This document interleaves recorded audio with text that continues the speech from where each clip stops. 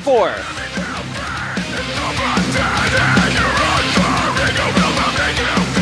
It's like you're a level 1 character in a Dungeons & Dragons campaign, and you're like, I'm going to challenge this dragon that's in the mountain. Yeah. You ever seen that level 1 versus level 99 mob boss meme?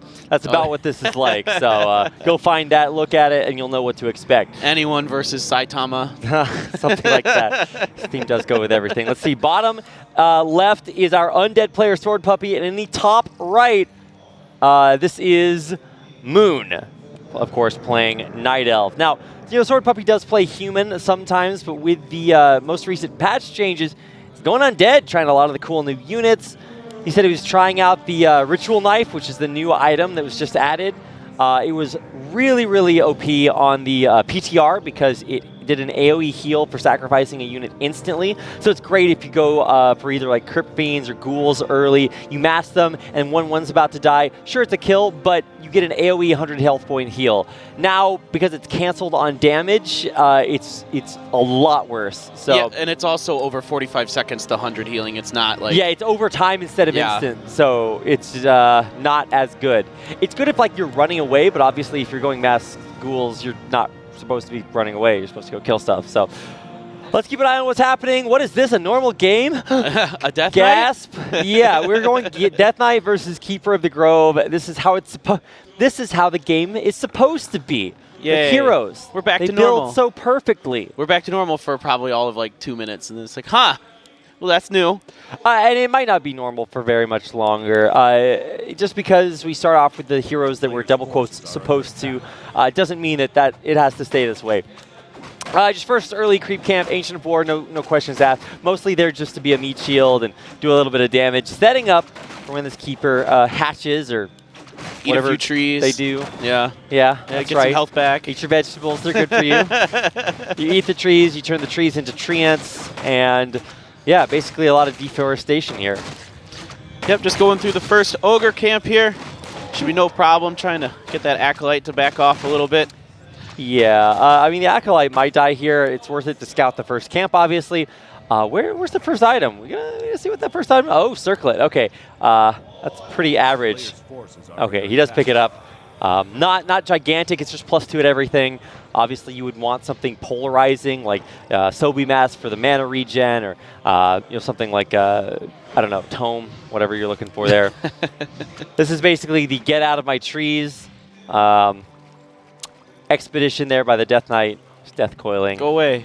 Yeah, it's exploratory expedition.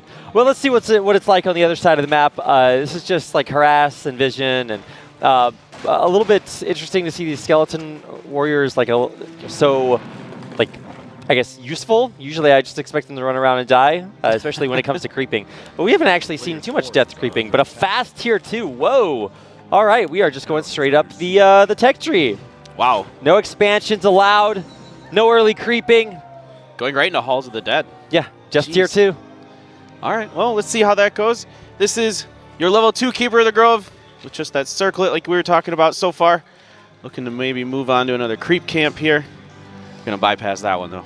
Yeah, a little too early. A little bit too much. Well, also, like, really, Ancient of War creeping means that you can keep your army down so low early on that you don't have to commit to anything crazy. And just ghoul creeping on the other side, nothing super surprising. Did they click on that item? I don't know what I think it was yet. a +2. Okay. Sword +2. Not sure at all. They hovered over it for like half a second. Okay, well, I blink sometimes, okay? No, you're not allowed. So look at this ability. Isn't that cool? Like, you click on the unit and entangle it, and then it just dies. Like, that's pretty useful. Now you say, well, what if that... Well, it must cost a lot of mana, right? No, sorry, it doesn't cost a lot of mana. Like, wait, did he just do it again? He got one ghoul down. It must have a really long cooldown, right? No, it doesn't have a longer than that. Sorry. Okay, yeah, it's circlet. Yeah, no, okay. No big surprise there. We're just we're circling all over the place. Gloves of Ogre Strength, so it's not too bad there for Death Knight. Obviously, I think the worst thing is the slow and the potential for surround. There's still a lot of ghouls. Oh no way he surrounds this. Okay, so the slow wears off from the ziggurat, so it's not really good. What? Okay, so that's a Tree of Life. In general, you wait maybe a little bit. You have the common decency to expect your opponent not to be, or not to, you know, just leave you alone while you expo. But wow, that is very early expansion, and certainly one that SwordPuppy doesn't know about for now. Right, we're getting the spider crab creeps here. A couple huntresses out, as well as an archer to support this keeper of the grove. And so far, other than well, that tree of life. Yeah, that's the big yeah, subtle nuance to this game. I guess it's not so subtle. We see it with our infinite observer vision, but otherwise it is not what I'm used to for sure. All right, sending the keeper back here, and he's gonna start anew the Death Knight over in the bottom left. Thinking about creep waking this guy up, you bet. Yeah, he's gonna be the rude awakening there to the ogre. He does get the level up, and did they click on that? Okay, Claws of Attack +6. damn. Okay, so that's really, really good. It's not as impactful as it might be on like a ranged hero, but this is a panda. Okay, so panda. Okay, we were just talking about this. That's at the right. break. Panda's cute, cuddly, deadly, fire-breathing, drunken monks. I mean, this is what Pandarans do best, right? Now, Panda did get a few buffs in this patch. They've been trying over and over again to bring the Panda up and the Alchemist down.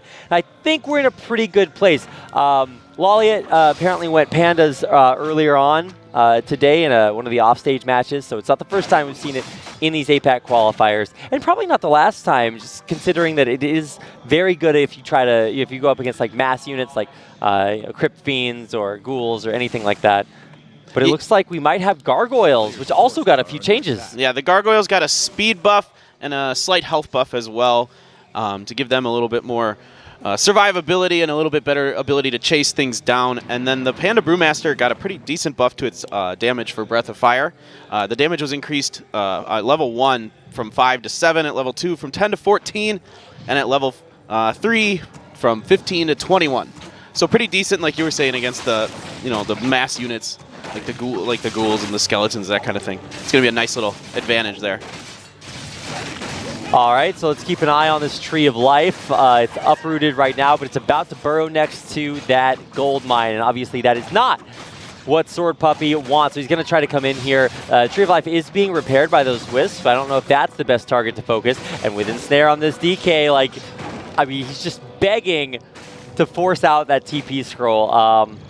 Players' forces are under attack. Yeah, the Gargoyles here trying to do some damage there. That DK, he ain't happy there.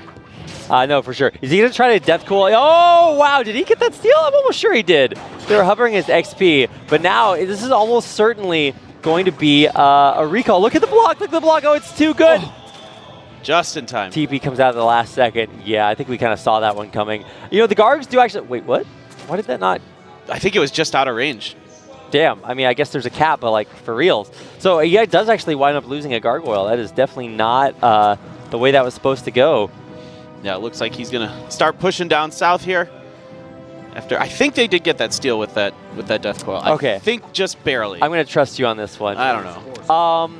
What were we gonna say? Dryads is the change. I don't think that's any big surprise, especially considering that you're seeing these Gargoyles. You're just like, well, you're flying, and I have one of the strongest ranged autos in the game on tier 2. So, gonna be a bad time for any more Gargoyles to pop out. Yeah, it doesn't look like he built some more, of course, but then it didn't look like he was going for many more after that, cleaning up that troll camp there. I think basically the moral of the story for these qualifiers is players reading the patch notes and then trying to build those units. Like, where are the knights? There's unfortunately no human players in this tournament. I think the only one that we had did drop out in the end, so that was a little bit unfortunate. But I was really looking forward to that. They got a sick new upgrade, so definitely try those on ladder if you can. Yeah, you can see those Dryads forcing those Gargoyles back here, and now the Keeper of the Light looks at that item. They don't pick it up. We didn't get to see what it was. It's on the ground up there. Now just going to try to clean up this creep camp here. The Ogres and the Trolls. We've got a level 3 Keeper of the Grove now. And I think we're just about to get level 2 Panda. I think it was really close when I last saw it. Now, unfortunately, there's no way for us as casters to tell what skills are being leveled. Okay, Potion of Mana, it's not a big deal. I mean, I guess for maximum flame breaths that will be actually pretty valuable. I'm just not used to seeing a panda in my games. So what was I saying? I can't tell where the skill points are being put. So I can't tell if this is, I mean, I'm guessing it's +2 Entangle, but maybe not. Maybe it's +2 Dryads. Okay, well. Or not Dryads, Trance. Okay.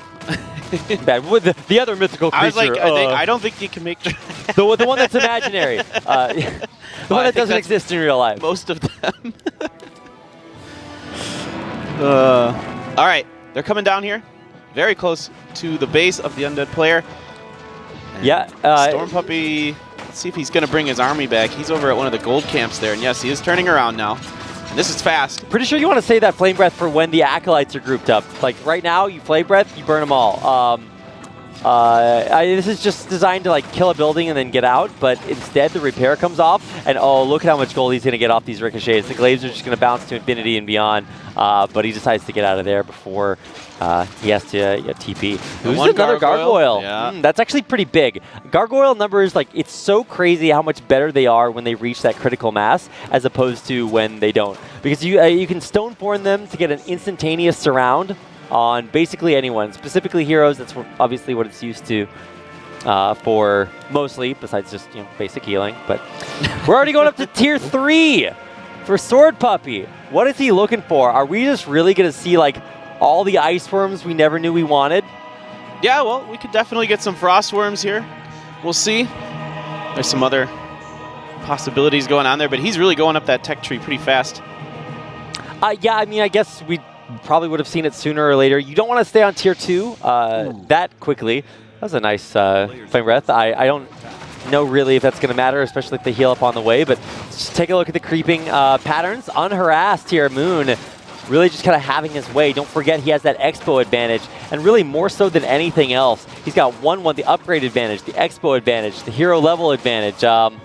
That Lich getting slowed up by those Dryads. Yeah, not much that he doesn't have. Now, this is actually pretty relevant harassment, and this is what gargoyles do best. They're so good at being mobile, getting in, killing your buildings, and running away. Yeah, of course, very strong against air units, but there aren't any air units here for our Night Elf player. And SwordPuppy, the Death Knight, just hanging out in the base for now.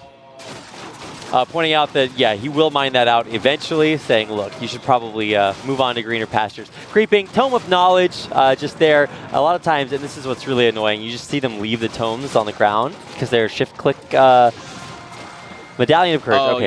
Yeah, Medallion of Courage, yeah. Strength and intelligence bonus. Not that bad, but definitely one you want to pick up.